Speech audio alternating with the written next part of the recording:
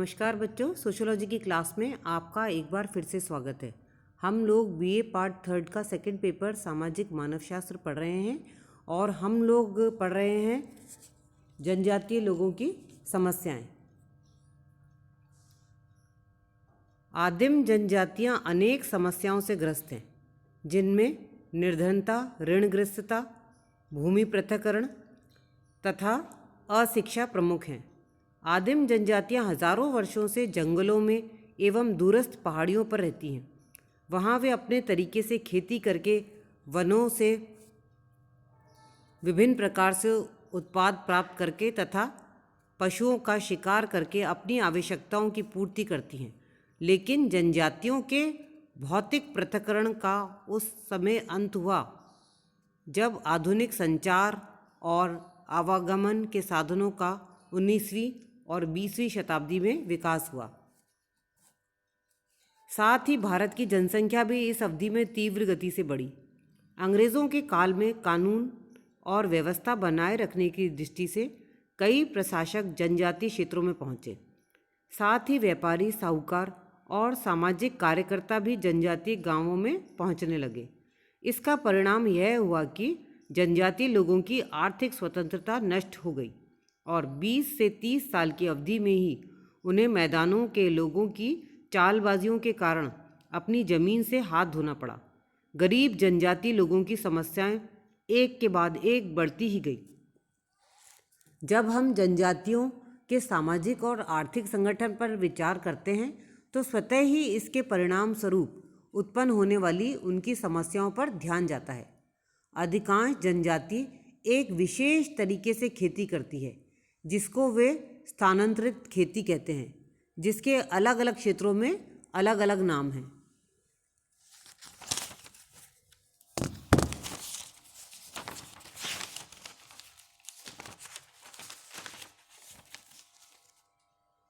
स्थानांतरित खेती से संबंधित समस्या। कृषि कार्यों में लगी जनजातियों में से कुछ स्थानांतरित खेती करती है। वे पहले जंगलों में आग लगा देते हैं और फिर उस भूमि पर कृषि कार्य करते हैं। जब कुछ समय बाद वह भूमि खेती योग्य नहीं रहती तो उसे छोड़कर वे किसी अन्य स्थान पर भी इसी प्रकार खेती करते हैं। इसका परिणाम यह होता है कि भूमि कटाव बढ़ जाता है, जंगलों में कीमती लकड़ी जल जाती है और उपज भी कम होती है। परिणाम स्वरूप जनजातीय लोगों को आर्थिक कठिनाइयों का सामना करना पड़ता है।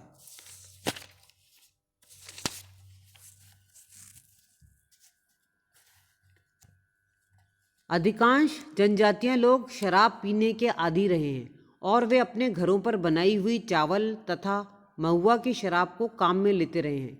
ईसाई मिशनरियों से संपर्क के कारण जनजातीय लोगों के अपने आध्यात्मिक संसार के साथ संबंध छिन्न भिन्न हो गए हैं।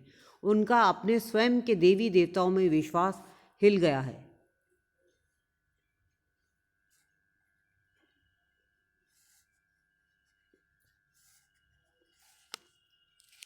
विभिन्न जनजातियों की विवाह तथा उत्तराधिकार संबंधी अलग अलग प्रथाएं रही हैं। नियमित अदालतों के द्वारा जनजातीय प्रथाओं को ठीक से नहीं समझा गया और उन्हें दंडित तक किया गया। इससे जनजातीय लोगों की भावनाओं को काफ़ी ठेस पहुंची। जनजातीय लोग निरक्षर या अशिक्षित हैं। जब उनके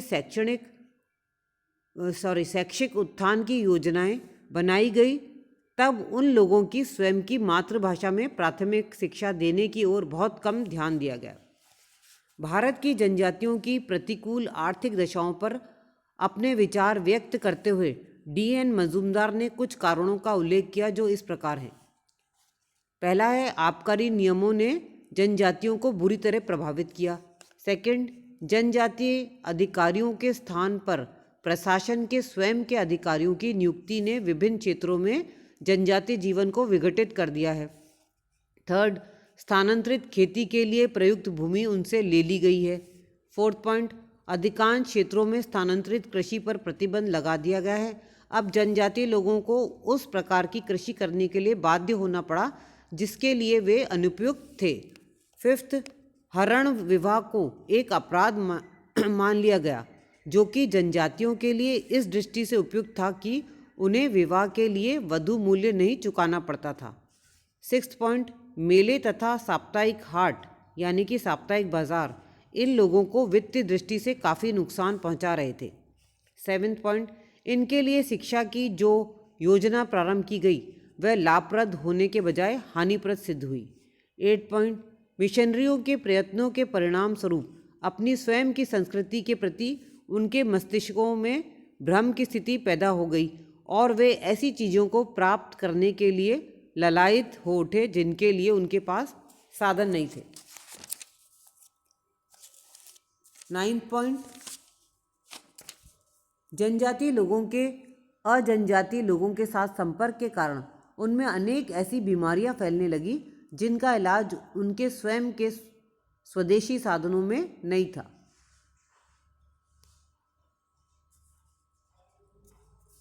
एवी ठक्कर जिन्हें सामान्यतः ठक्कर बापा के नाम से जाना जाता है और जिन्होंने जनजातियों के हित की दृष्टि से काफ़ी प्रयास किए हैं, ने जनजातीय परिस्थिति का इस प्रकार से विश्लेषण किया है। निर्धनता, अशिक्षा, अस्वस्थता, जनजातियों के रहवासी क्षेत्रों की दुर्गमता, प्रशासन की कमियां तथा नेतृत्व का अभाव। उपरोक्त कारणों से जनजातियों को 3 प्रकार की विपत्तियों का सामना करना पड़ा। 1, सबसे पहली है भूमि से हाथ धोना पड़ा तथा जनजातीय ग्रामीण मुखिया का स्थान मैदान के लोगों ने ले लिया, चाहे वे साहूकारों, व्यापारियों, कृषकों या भूमि हड़पने वालों के रूप में वहां आए थे। 2, आजीविका के साधनों का समाप्त हो जाना। और 3rd है जनजातीय एकता या सुदृढ़ता का टूट जाना। ये सब परिस्थितियां जनजातियों की समस्याओं के मूल में हैं।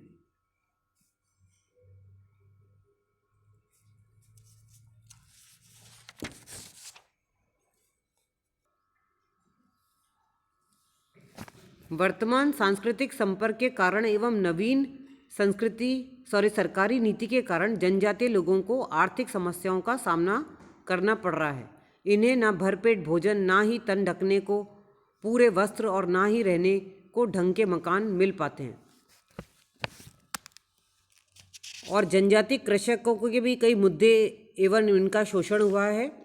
इनकी कुछ और जो समस्याएं हैं वो इस प्रकार हैं। स्थानांतरित खेती से संबंधित समस्या, जो कि हम पहले इसकी हम चर्चा कर चुके हैं। फिर है नवीन भूमि व्यवस्था एवं कृषि भूमि का अभाव। भूमि संबंधी नवीन व्यवस्था के कारण भूमि पर से जनजातियों का स्वतंत्र अधिकार समाप्त हो गया। अब उन्हें स्थानांतरित खेती की नए कानूनों के अनुसार आज्ञा नहीं थी। साथ ही वे अधिकार पहाड़ी क्षेत्रों एवं घने जंगलों में रहते हैं जहां कृषि योग्य भूमि का अभाव है। जहां सरकार द्वारा इन्हें समय समय पर भूमि दी गई, वहां इनकी अज्ञानता व अशिक्षा का लाभ उठाकर साहूकारों ने इनसे हड़प लिया। इन्हें बाध्य होकर श्रमिकों के रूप में ही कार्य करना पड़ा। फिर एक और इनकी समस्या है जंगलों से संबंधित समस्या। पहले जनजातियों का जंगलों पर पूरा अधिकार हुआ करता था। वे जंगलों से प्राप्त वस्तुओं को बेचकर अपनी आजीविका चला लेते थे, परंतु अब सरकार की नई नीति के कारण जंगलों को काटना मना कर दिया गया तथा अनेक क्षेत्रों में शिकार करने व शराब बनाने पर भी नियंत्रण लगा दिया गया। अब जनजातीय लोगों को कम मजदूरी पर ठेकेदारों, साहूकारों एवं उद्योगपतियों के यहाँ काम करने को बाध्य होना पड़ा। और एक और जो इनकी समस्या वह है कृषि मजदूरों एवं औद्योगिक श्रमिकों की समस्या। जनजातीय लोगों को आर्थिक मजबूरी के कारण कृषि क्षेत्र में, चाय बागानों में एवं औद्योगिक संस्थानों में श्रमिकों के रूप में कार्य करने के लिए बाध्य होना पड़ा। यहाँ इन्हें इतनी कम मजदूरी दी जाती है कि ये अपनी आवश्यकताओं की पूर्ति नहीं कर पाते। तो बच्चों, आज की क्लास में बस इतना ही। धन्यवाद।